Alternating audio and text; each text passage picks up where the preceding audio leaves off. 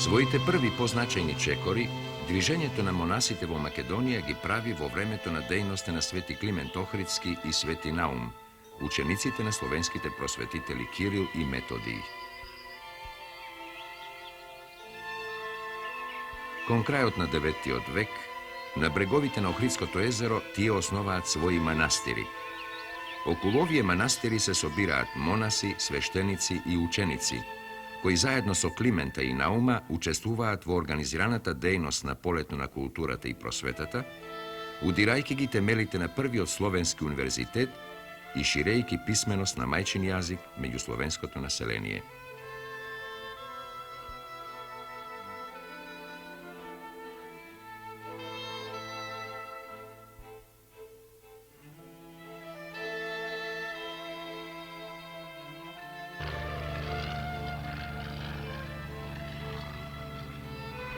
Во времето на Самуила, а уште повеќе по пропаста на Самуиловото царство, во Македонија се засилува движењето на хезихастички расположените монаси, што секако се наоѓа во тесна врска со верската, економската, културната и политичката клима во Македонија од овој период.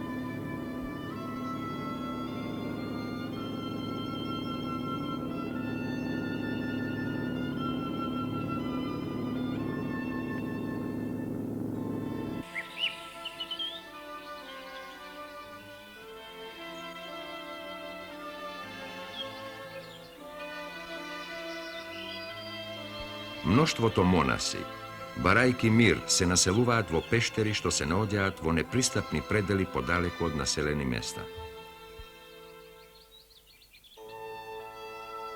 Меѓу нив, посебно се значени пустиножителите Прохор Пчински, Гаврило Лесновски и Јоаким Осоговски, чиј што култ меѓу македонското население трае до ден денес.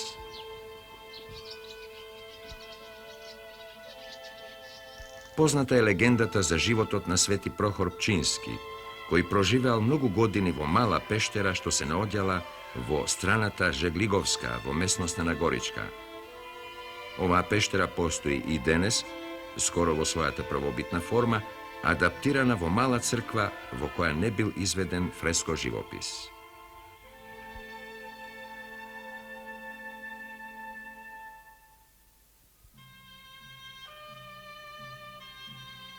Во незината близина, во 11 век била изградена големата манастирска црква посветена на Свети Георги Горга, за чија што изградба дал средства византискиот император Роман IV Диоген.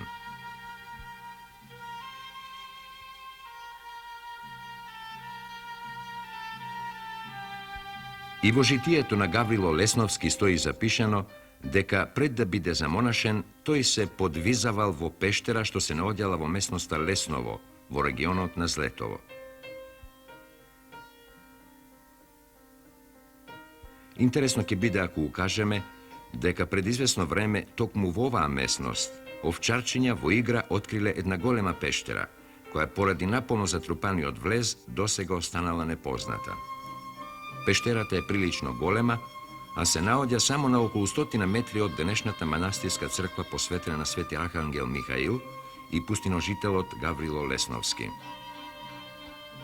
Но да ја посетиме новооткриената пештера и за прв пат да ја разгледаме незината внатрешност.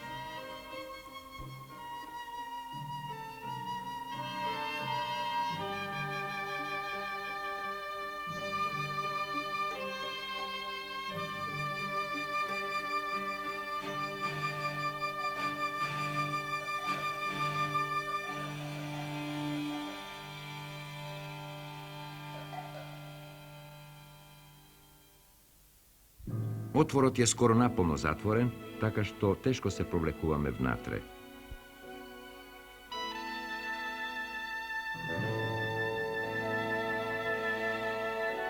Просторот во внатрешноста има елипсовидна форма.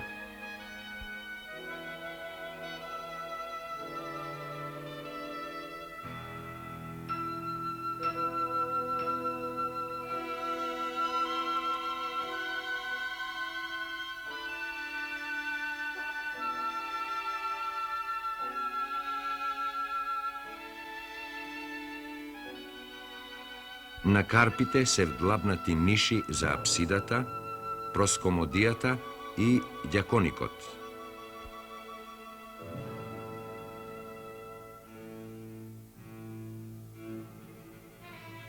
Над нив, на стрмата карпа, се наоѓаат ликовите на Исус Христос и Света Богородица, изведени во фреско техника.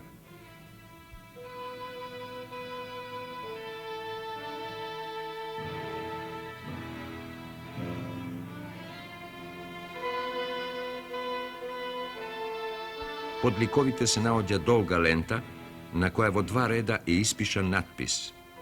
Успеваме да прочитаме само неколку збора од 2-иот ред, во кој се споменува епископот Арсенije. Дали е тоа Злетовскиот епископ, чијшто портрет се наоѓа насликан во црквата на Лесновскиот манастир во 1349 година.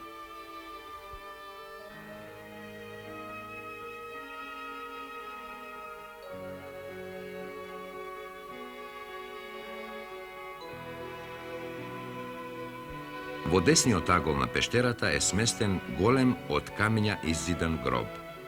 Дали е тоа гробот на Злетовскиот епископ, кој побарал по смртта да биде овде закопан? Секако пештерата постоела и многу порано, така што би можеле да претпоставиме дека е можеби тоа пештерата во која отпрвин се населил Свети Гаврило Лесновски.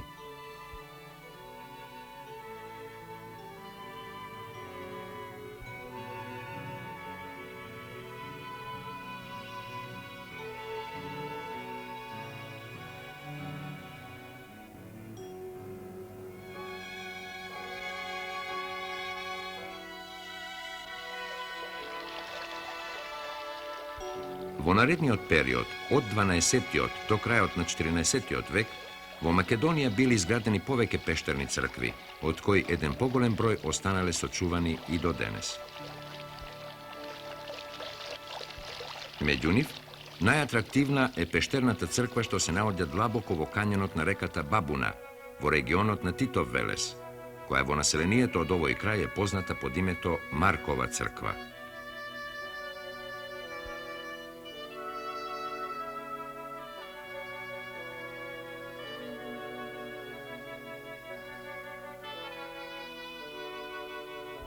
Навистина, иако денес постојат различни превозни средства, до пештерата може да се стигне само пеш, и тоа по единствениот пат што води низ живописниот предел во кањонот на реката. И во летните денови водата е студена, а треба неколку пати да се гази поминувајќи од едната на другата страна.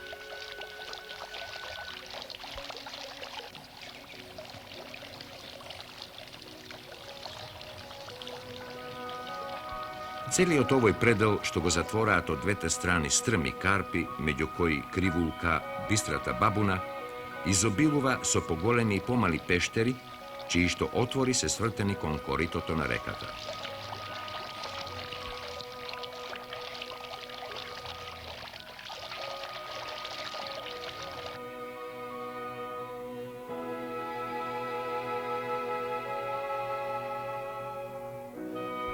За успешната реализација на посетата, во екипата се наоѓаат и млади спелеолози, кои ја познаваат секоја вдлабнатинка во овие карпи.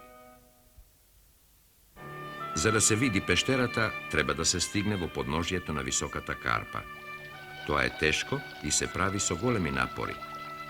А кога веќе ќе се најдеме пред отворот на големата пештера, вчудовидени застануваме пред смелоста на монасите, кои носејќи камен по камен изградиле ѕидишта, кои го затвораат влезот, претворајќи ја пештерата во голема црква.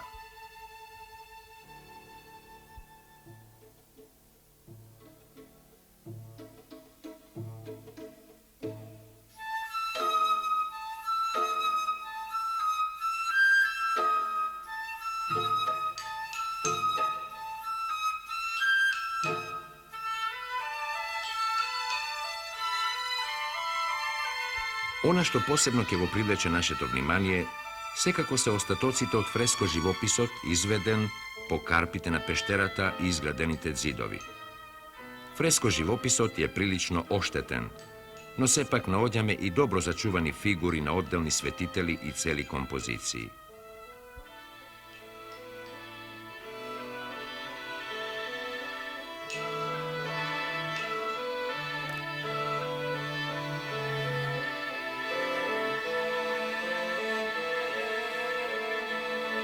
Во нишата, на источната страна, како што е вообичаено во црквите, je насликана Света Богородица ширшаја небеса со малиот Христос во медаљон на градите.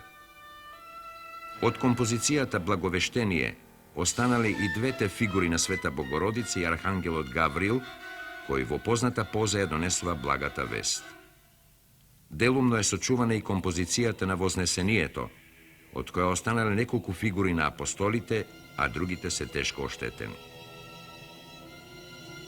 Непознатиот зограф покажува изворедни познавање на зографскиот занает.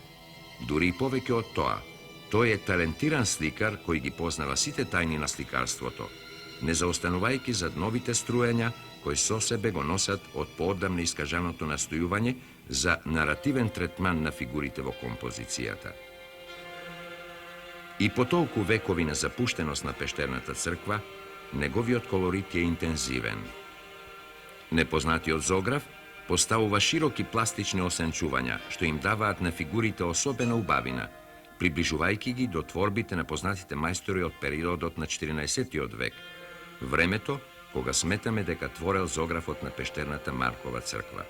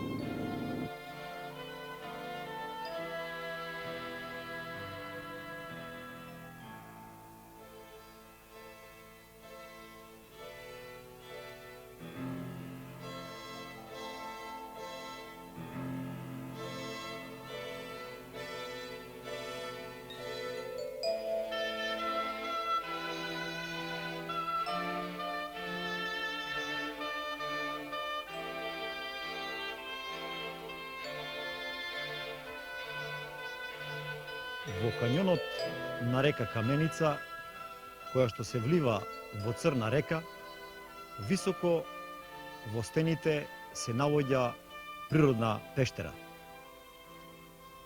На плато во близина на пештерата била изградена мала црква посветена на Свети Лазар. Од ова црква денес останал само дел од јужниот и источниот зид.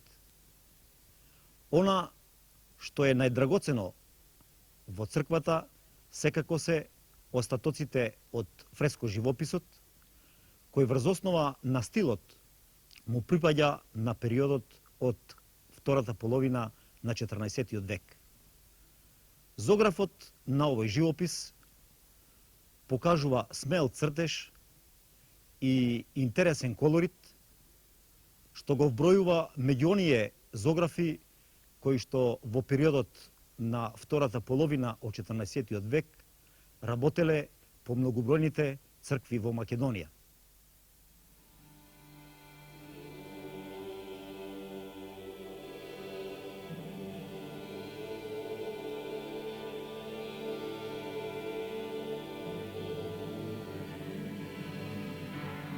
Несомнено, зографот и припаѓал на групата талентирани мајстори кои работеле во овој период. Од преостанатиот живопис ќе ги споменеме композициите Раѓање Христово и Сретење, над кој во медаљони се насликани ликовите на Свети Кузман и на Свети Дамјан.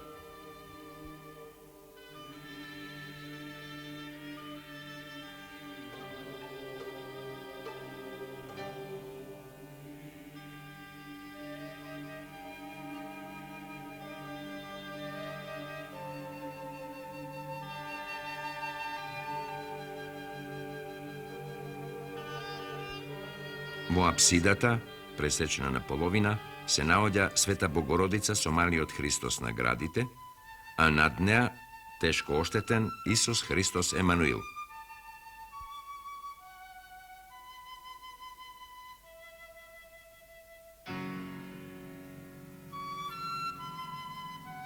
Од некогашната композиција на благовештението останал ликот на Света Богородица. Иако фрагментарно зачуван, овој живопис побудува интерес. Неговите бои го зачувале интензитетот и покрај тоа што долго време се изложени на атмосферски непогоди. Непознатиот мајстор го совладал занаетот и припаѓал кон групата на вешти и талентирани зографи кои работат во Македонија во втората половина на 14-тиот век.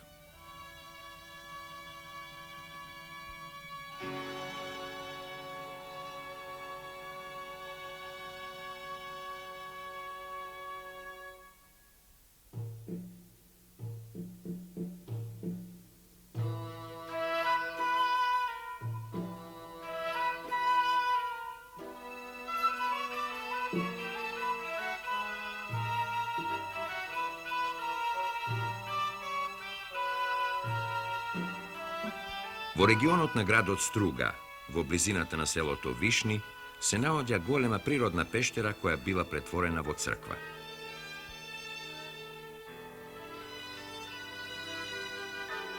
За разлика од другите пештерни цркви, влезот е затворен со зид изработен од греди и штици.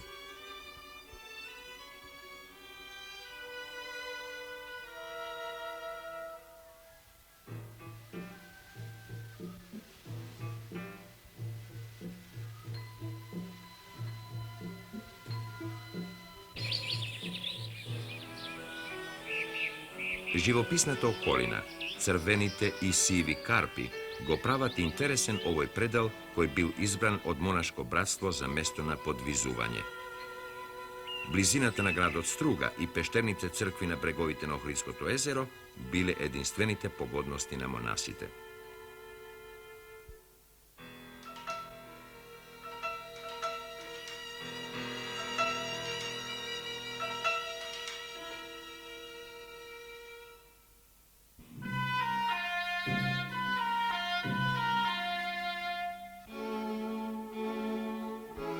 Како и другите пештерни цркви, и оваа била живописена со фреско живопис кој низ вековите прилично настрадал.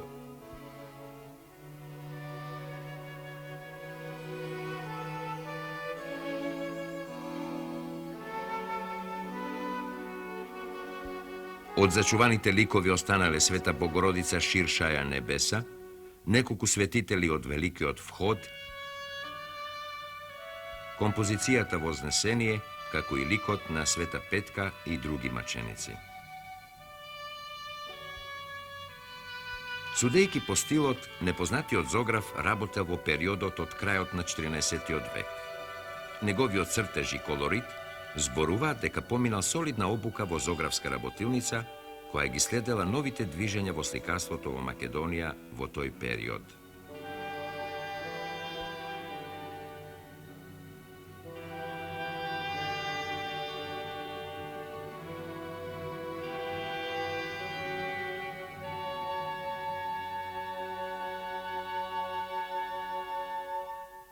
Сликарството на пештерната црква во близината на селото Вишни по своите сликарски квалитети се вбројува меѓу подобрите насликани под тешките услови за работа во високата и непристапна пештера.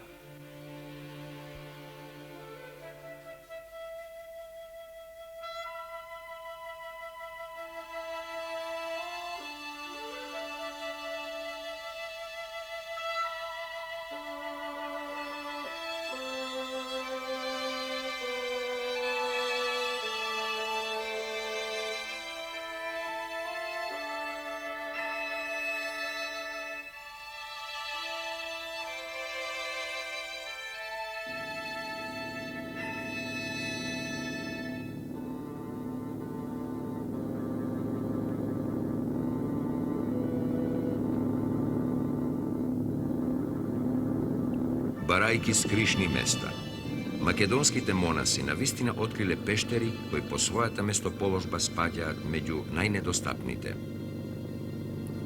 Една таква мала пештера се наоѓа на брегот на Преспанското езеро. До неа се стигнува само од правец на езерото. Но кога ќе се открие, тогаш настануваат тешкотиите, зашто само планинарската опрема и вешт планинар може да ги совлада стрмните карпи што се издигаат над водите на езерото.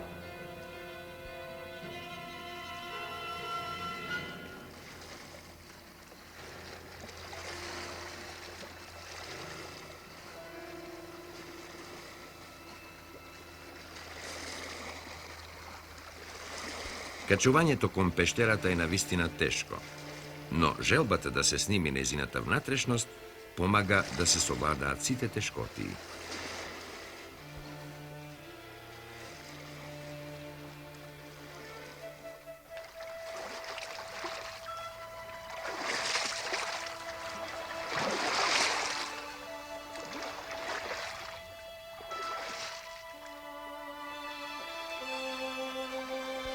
Пред нас се открива мала пештера, која со затворањето на влезот била претворена во црква. Врз нерамните ѕидови на Карпата, непознатиот зограф извел интересен живопис, од кој останале зачувани ликовите на Исус Христос, на архиереј од Великиот вход, облечен во бела облека со црни крстови, како и на Свети Нестор. Фрагментарно зачуваниот живопис покажува рака на солиден и талентиран зограф, кој несомнено работел во периодот на 14-тиот век, бидејќи неговото сликарство ги носи сите одлики на сликарството од овој период.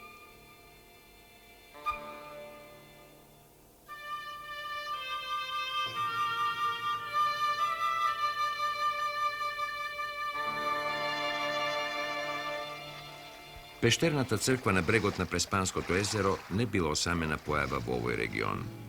Бројни се пештерите на бреговите на Преспанското езеро. Нив ги имало и на живописниот остров Свети Петар, на кој денес може да се видат остатоците на една помала манастирска црква и темели од други мали цркви.